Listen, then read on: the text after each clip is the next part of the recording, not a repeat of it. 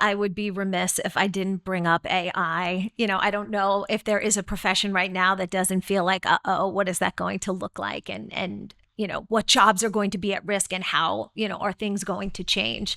So obviously where we're standing with it, but also taking a look at the future. How do you think that AI will have a hand or possibly have a hand in, the type of job that you're doing? Yeah, I think AI is a wonderful tool, but it is a tool. It's not I wouldn't say it replaces the surgeon yet.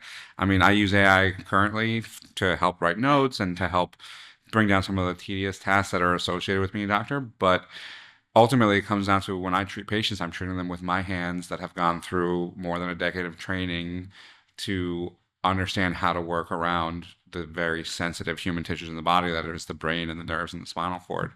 And one of the things I've always talked about to my mentors is I love robotic surgery. I think robots are so cool. And there's in the general surgery world, there's the Da Vinci robot where you do lots of intra-abdominal surgery. And I had some time as a general surgery intern where I played around with that, and it's great.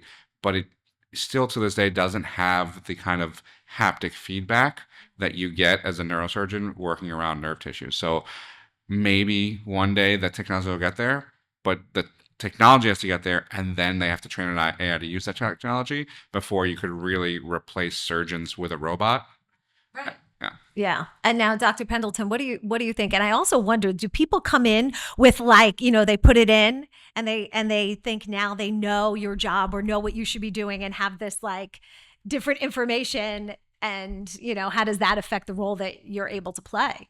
So I think to the second part of your question, in fairness, people have been doing that for decades, since Google and WebMD and, up to date were readily accessible. And I'm sure before that, people were, going to Encyclopedia Britannica or, their local library and coming in with a list of these symptoms mean I have this disease. Here's what I need. Please write the prescription. Right.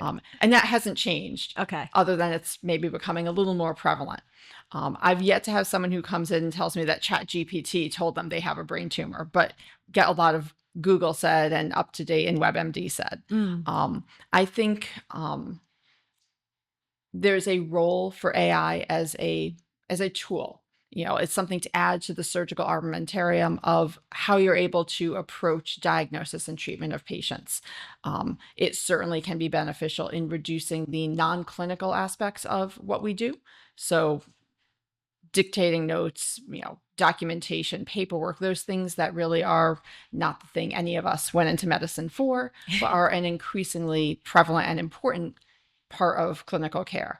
I think AI will not at any point replace surgeons as the primary care providers, because really we talk about the science of medicine, but there's an art to medicine, and it's knowing how to integrate all the different things of not only what the patient is coming to you and telling you, not only their story, but their imaging, documentation from other providers, and years of experience that because I think a great example to lean into Dr. McHugh's movie references would be Knives Out.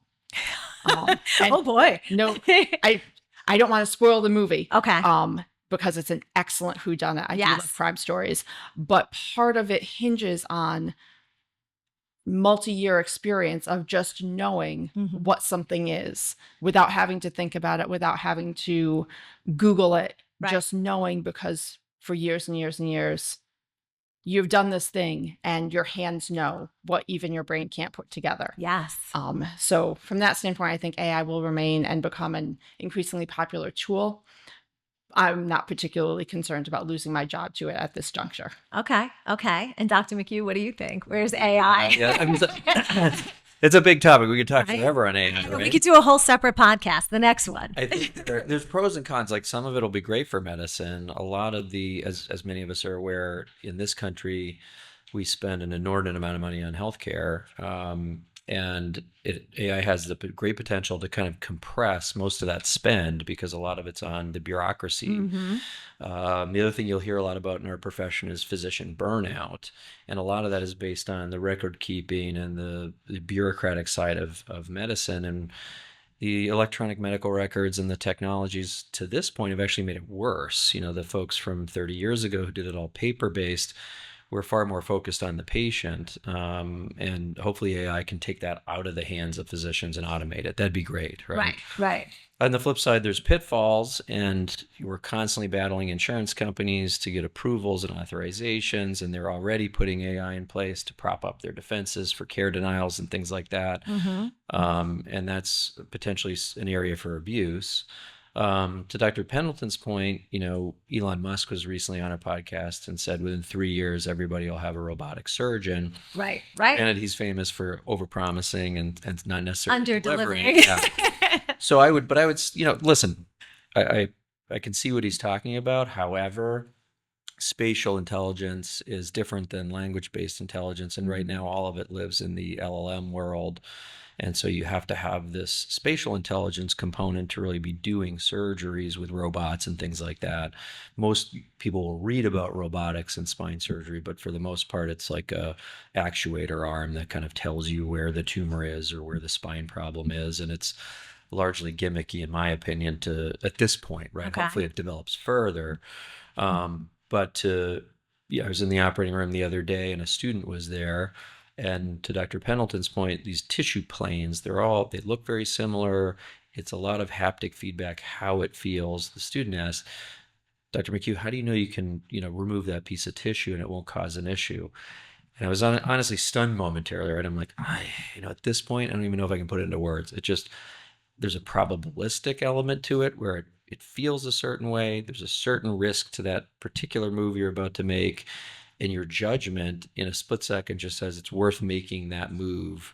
There's limited risk, but there is risk. And my experience points to doing that particular technical maneuver. And could a robot get there at some point? Potentially. I don't want to be a Luddite or anything, but show me when we're all driving around in automated cars, that's step one, right?